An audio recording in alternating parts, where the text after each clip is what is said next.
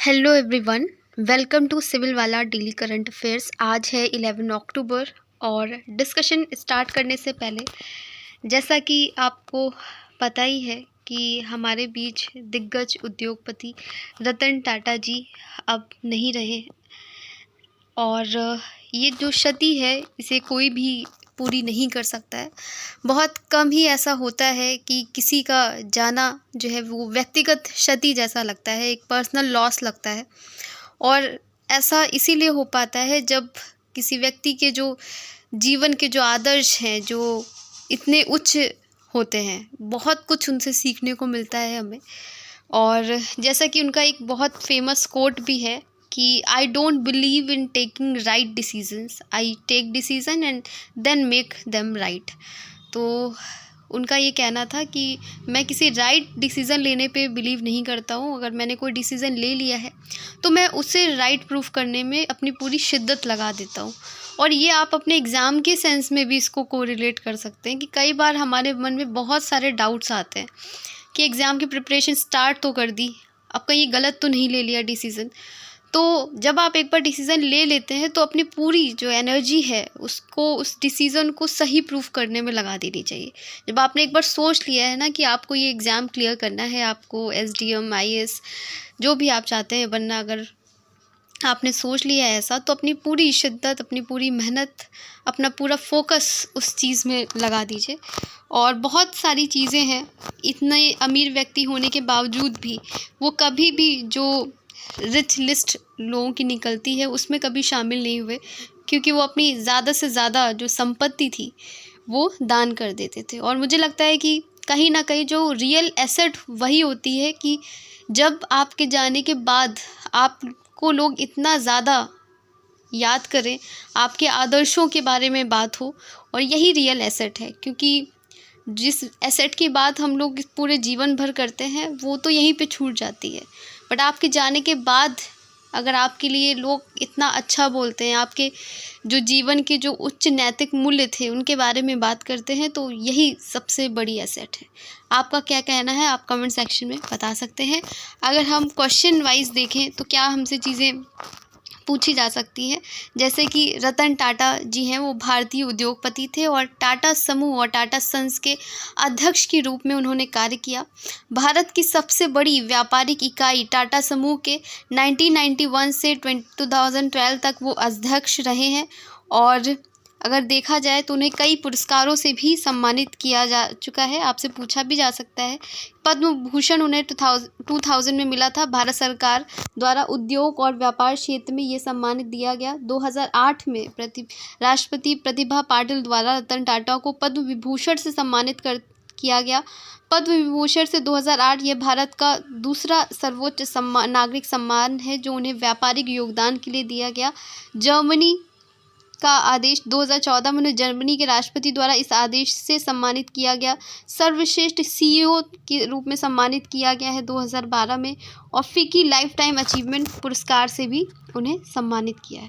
बहुत कुछ है सीखने लायक, तो कभी भी जब आपको समय मिले तो उनसे उनके जो भी वीडियोस अवेलेबल हैं या जो भी जानकारियां हैं उन्हें ज़रूर आप पढ़ें।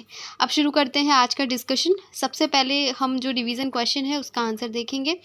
तो क्वेश्चन हमारा था कि महासागरों के तापमान के संदर्भ में यह देखा गया है कि दक्षिणी अटलांटिक की तुलना में उत्तर की ओर बढ़ते अक्षांशों के तापमान में बहुत कमी होती है। इसका संभावित कारण क्या हो सकता है? और सही जो आंसर था हमारा वो था कि गल्फ स्ट्रीम एक गर्म धारा उत्तरी अटलांटिक का तापमान बढ़ाती है। तो उत्तरी अटलांटिक में उत्तर की ओर बढ़ते अक्षांशों के साथ तापमान में बहुत कमी आती है। ऐसा गल्फ स्ट्रीम धाराओं के कारण होता है जो गर्म धाराएं। हालांकि दक्षिणी अटलांटिक में बढ़ते अक्षांश के साथ तापमान में कमी अधिक स्पष्ट होती है। नेक्स्ट हमारा क्वेश्चन था, निम्नलिखित में से कौन सा क्षितिज जहां से पानी के नीचे की ओर रिसने के कारण एल्यूमिनियम और लोहा तथा अन्य खनिज हट जाते हैं? Which among the following is the horizon from which the minerals of aluminium and iron and other minerals are removed because of, ठीक है, डाउनवर्ड्स। तो आपको ये था हमारा एलिवेटेड क्षितिज। इसको याद रखिएगा।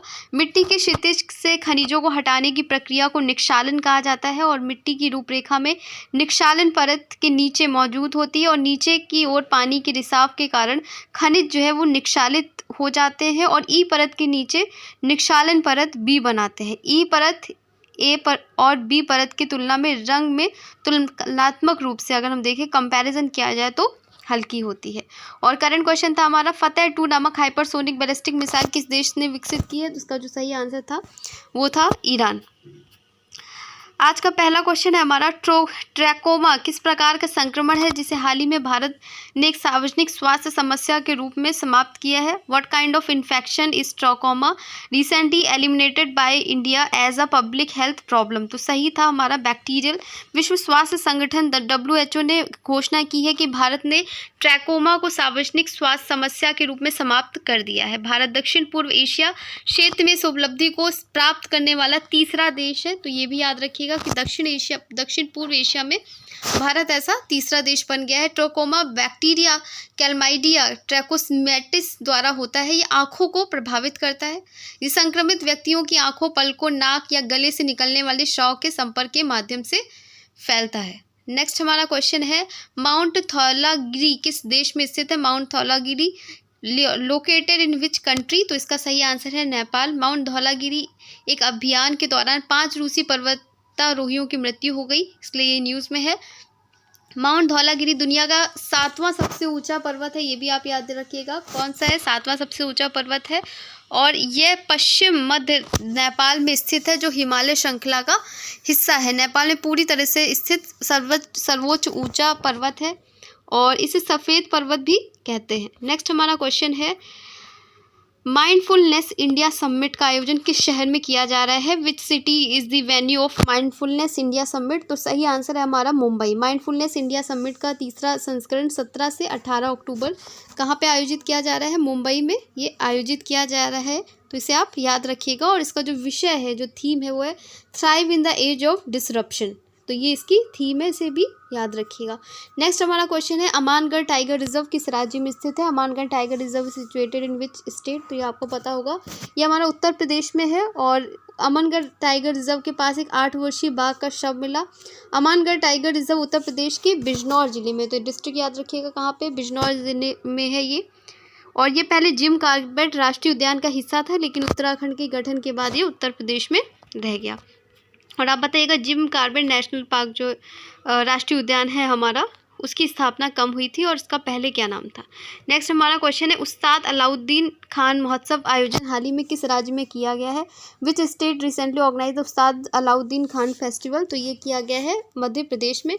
तो उस्ताद अलाउद्दीन खान महोत्सव को हाल ही में मध्य प्रदेश में आयोजन किया गया। ये महोत्सव मध्य प्रदेश के मैहर में आयोजित किया गया है। इस 3 दिवसीय आयोजन में देश भर के कई प्रतिष्ठित हस्तियों द्वारा प्रस्तुतियाँ की गई हैं। तो याद रखिएगा, ये 10 अक्टूबर तक चलेगा और कहाँ पे है? ये मध्य प्रदेश में। नेक्स्ट हमारा क्वेश्चन है, वर्ष 2024 के लिए रसायन शास्त्र में कितने वैज्ञानिकों को नोबेल पुरस्कार दिया गया? How many scientist were awarded the Nobel prize for chemistry for the year 2024? तो ये 3 लोगों को दिया गया है। Royal Swedish academy of sciences ने वर्ष 2024 के लिए रसायन शास्त्र का नोबेल पुरस्कार घोषित किया है। ये पुरस्कार आधा हिस्सा डेविड बेकर को और अन्य आधा हिस्सा डेमिस हासबिस और जॉन एम जम्पर को संयुक्त रूप से दिया गया है। इन वैज्ञानिकों ने प्रोटीन विज्ञान के क्षेत्र में महत्वपूर्ण योगदान दिया है। नेक्स्ट हमारा क्वेश्चन है, हाल ही में फ्रांस में भारत के अगले राजदूत के रूप में किसे नियुक्त किया गया है? Who has recently appointed as the next ambassador of India to France? तो जो सही आंसर है वो है संजीव कुमार सिंगला। विदेश मंत्रालय ने वरिष्ठ राजनयिक संजीव कुमार सिंगला को फ्रांस के भारत के अगले राजदूत के रूप में नियुक्त किया है और सिंगला वर्तमान में इजराइल के राजदूत हैं। तो अभी याद रखना है कि फ्रांस में इन्हें किसे नियुक्त किया गया है? संजीव कुमार सिंगला को।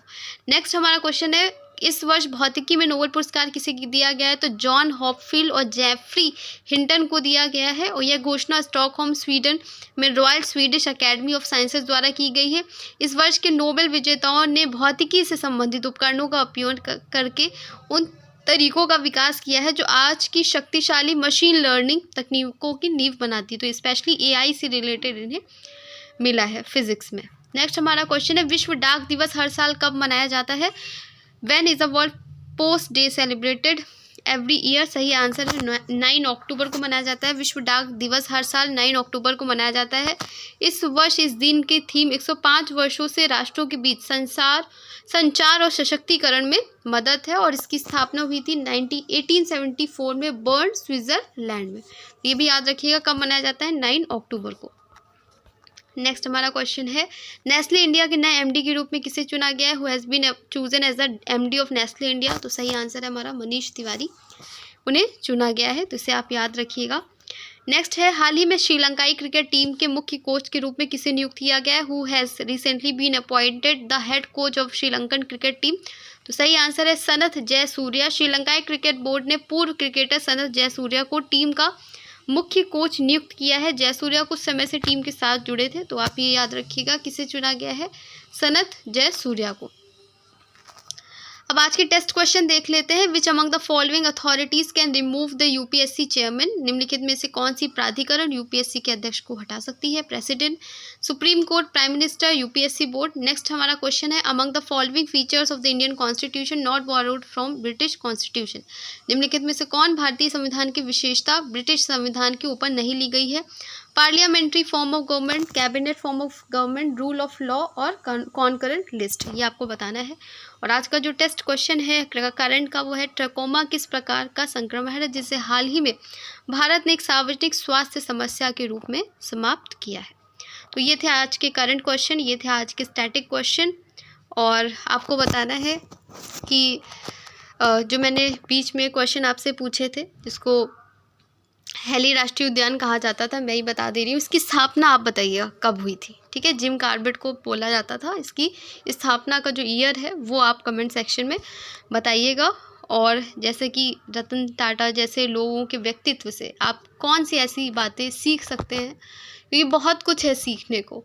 इतने ऊंचे पद पे होने के बावजूद भी हम्बल रहना, और हम में से कोई भी उनसे मिला नहीं है, लेकिन उनका जाना जब ये लगे कि कोई अपने में से गया है, कोई ऐसा व्यक्ति गया है जिसे शायद नहीं जाना चाहिए था, तो वाकई में उनकी पर्सनैलिटी में बहुत ही ऊंची शख्सियत थे वो।